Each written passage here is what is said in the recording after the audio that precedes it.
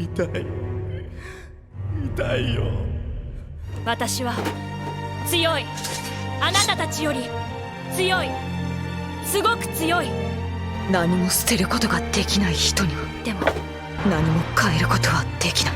勝てば生きる。化け物をしのぐために必要なら戦わなければ勝てない。人間性さえ捨てる。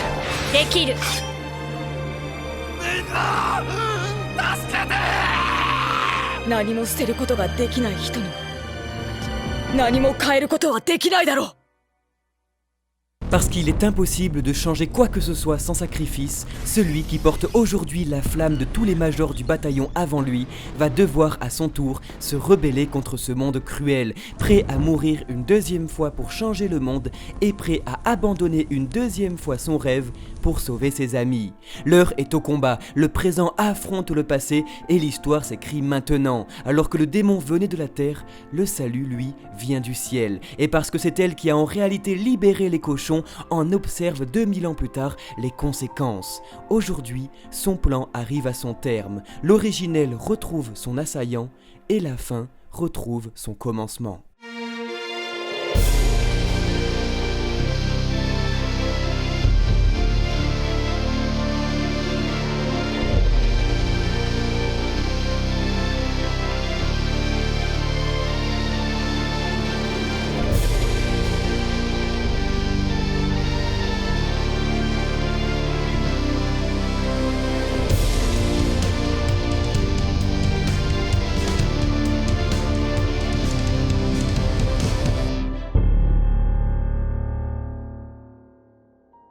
私は強い。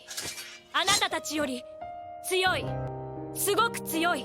L'on raconte que c'est devant la mort que le clan Ackerman s'éveille, devenant fort, beaucoup plus fort que les autres. Ils sont capables de tuer n'importe qui, leur auteur allant jusqu'à leur donner des ailes, qu'elles soient d'oiseaux ou de sang, dessinant ainsi leur véritable identité, ceux d'anges de la mort.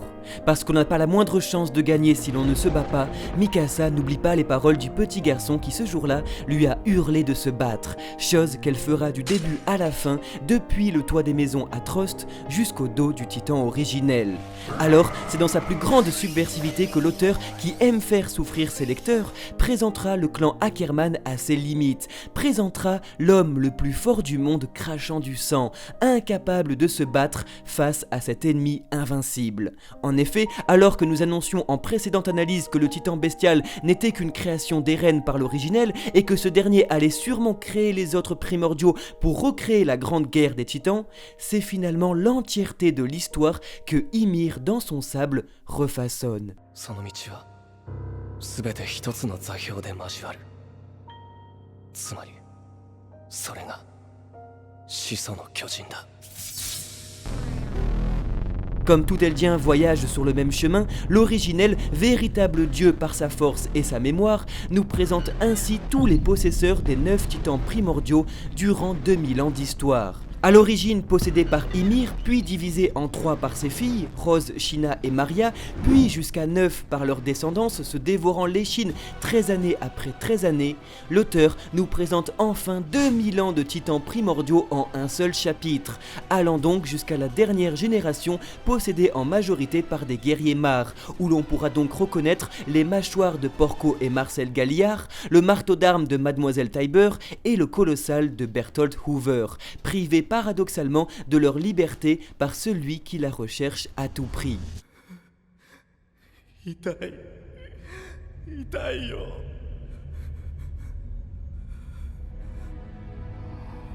Alors, comme il y a 4 ans, le guerrier a mal et le garçon pleure, devant celui avec qui il est obligé de partager ses secrets comme sa souffrance.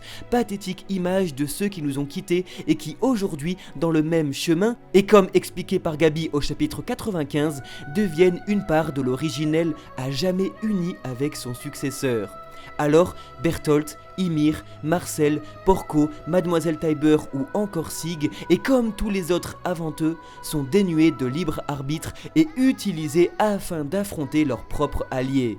Là serait un très beau moyen de la part du mangaka, comme avec son bataillon d'exploration au chapitre 132, de représenter, après ces soldats, ces guerriers qui nous ont quittés à cause de ce monde qui leur ont imposé son implacable cruauté. Parce que depuis le début de l'histoire, le passé aide le présent, et comme Eren avait pu sauver Armin et Mikasa grâce aux souvenirs d'anciens détenteurs s'auto-mutilant pour se transformer, c'est maintenant grâce aux souvenirs d'anciens détenteurs volant au-dessus des nuages que la mort d'aucun personnage ne sera à déplorer dans ces 45 nouvelles pages, pourtant d'une tension extrême. En effet, Falco arrive car détient le titan mâchoire, mais également de l'ADN du bestial depuis son ingurgitation du liquide cérébrospinal de Sig Yeager présent dans le vin à l'instar des capsules du cuirassé détenues par les Rice et contenant le liquide cérébrospinal du cuirassé qui aura permis à Eren, après ingurgitation, d'user du durcissement. De ce fait, le mangaka confirme une théorie vieille de plusieurs années, qui voulait que chaque détenteur du bestial possède bel et bien son animal totem, qui sera donc son titan. Comme Sig Yeager devait rêver de devenir aussi puissant qu'un singe, ou Falco Gleiss aussi libre qu'un faucon, d'autres devaient rêver d'être aussi puissant qu'un buffle, aussi fort qu'un crocodile, ou encore aussi agile qu'un caméléon, donnant sens à la fin de l'opening 3 de l'attaque des titans, présentant un buffle, un crocodile et un caméléon, et confirmant petit à petit que Tom Xaver, scientifique pacifique, rêvait lui de devenir aussi inoffensif que invincible, devenir une baleine, expliquant ses paroles au chapitre 114, disant posséder le bestial mais être inutile sur un champ de bataille. Ainsi, Hajime Isayama s'amusera une nouvelle fois de son traitement envers Armin Arlert, androgyne qui sera jusqu'à la fin malmené et travesti par son auteur. Alors, comme son nom l'indique, l'animal spirituel de Falco étant le faucon, comme le singe l'était pour Sig et le caméléon, buffle, crocodile, loup ou cerf était pour d'autres, apprit grâce aux souvenirs des précédents détenteurs du bestial qu'il était lui aussi capable de voler. Nous pouvons donc dès maintenant anticiper qu'un ancien détenteur du bestial, celui à qui appartient les souvenirs au-dessus des nuages et créé aujourd'hui par l'originel, sera capable de voler et de pourchasser Falco et les autres. Confirmant une bonne fois pour toutes les paroles du maréchal Mar au chapitre 93 qui se demandait si avant n'existait pas un titan avec des ailes. Enfin, nous pouvons noter une référence aux comics avec ce qui semble être un ancien détenteur du cuirassé qui aimait beaucoup les 4 Fantastiques et sa chose. いやマルコお前は察しがいいからダメなんだよ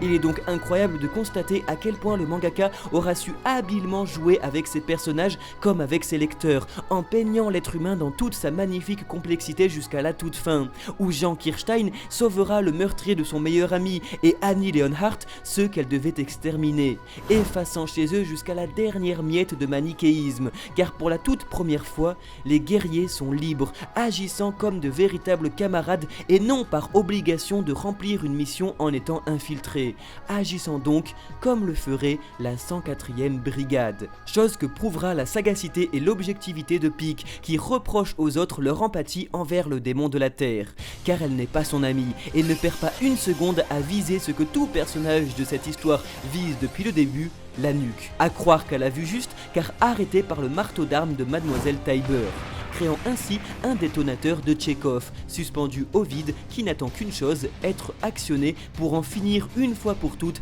avec cette histoire vieille de 2000 ans.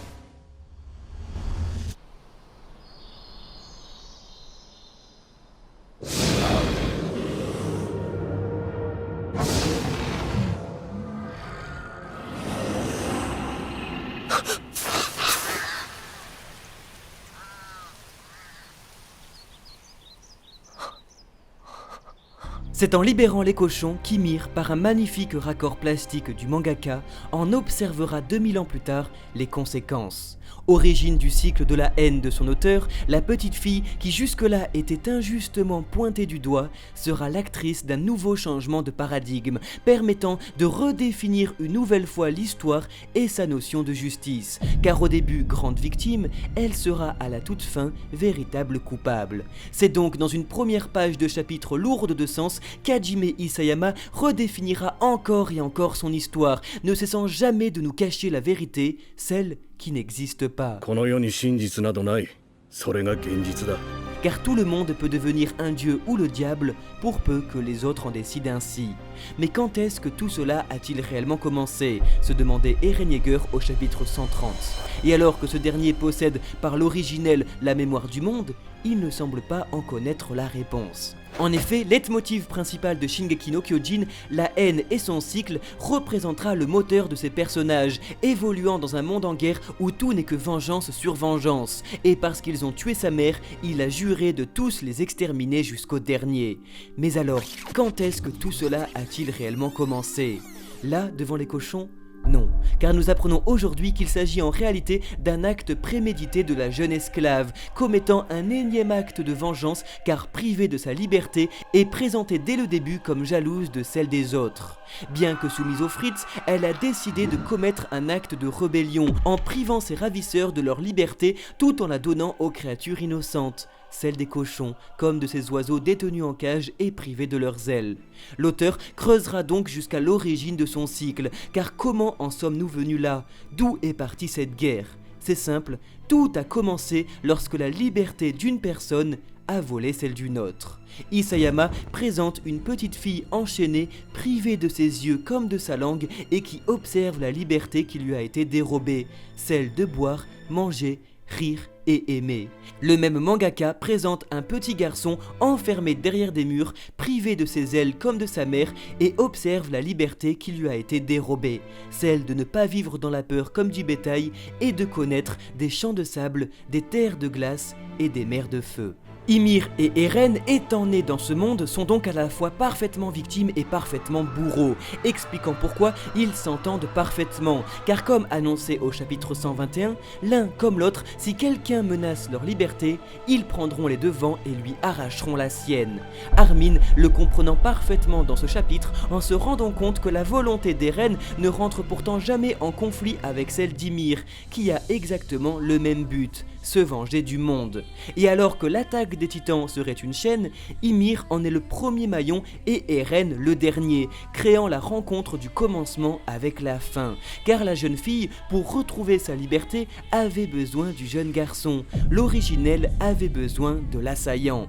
En effet, comme expliqué par Sig au chapitre 120, bien que désirant tout au monde de se venger, Ymir est avant tout une esclave dénuée de toute volonté et soumise aux Fritz, expliquant pourquoi elle n'aura jamais rien tenté contre son maître, pourtant avec des pouvoirs titanesques. Ne pouvant se libérer elle, sa seule vengeance était donc de se laisser mourir et de libérer des cochons, mais surtout de planter une graine empoisonnée, celle de l'assaillant.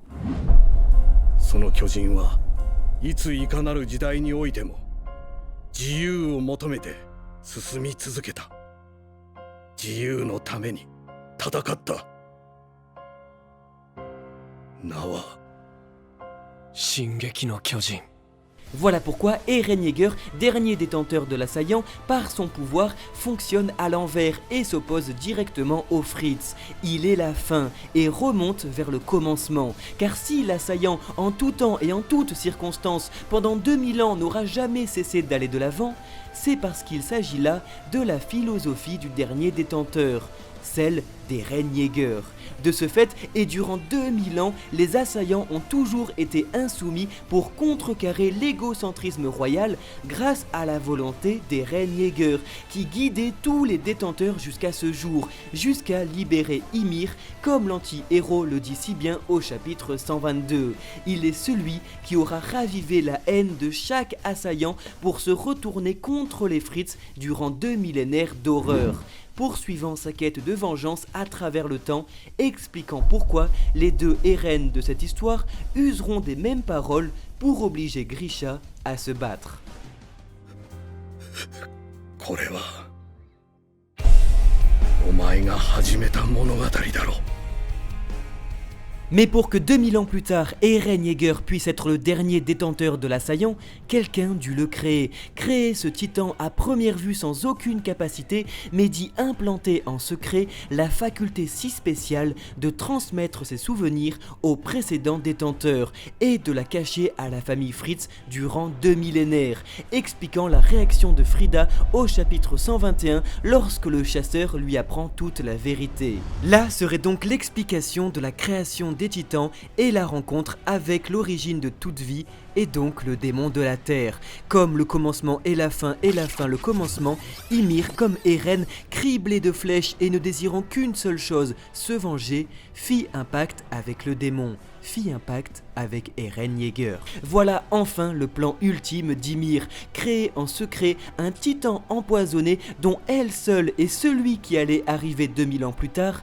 connaissent, travaillant ensemble sur cette chaîne, l'un commençant du début et l'autre de la fin, attendant patiemment le jour où ils se rencontreraient pour détruire le monde et se venger de ceux qui leur ont arraché leur liberté. Ultime pari de faire de cette histoire un chef-d'œuvre de storytelling et un Ouroboros, où sa fin est son commencement et son commencement sa fin.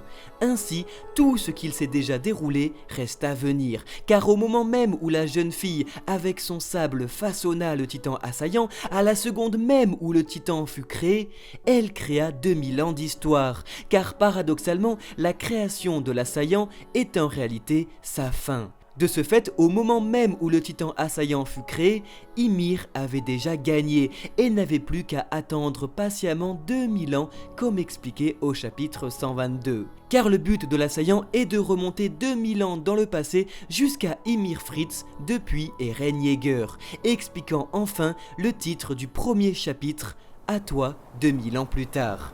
Ymir, en créant l'assaillant, envoyait un message à celui qui allait toujours de l'avant. Car au même moment, et pourtant avec 2 millénaires d'écart, la jeune fille, en créant le titan assaillant, fit pleurer un jeune garçon sous son arbre.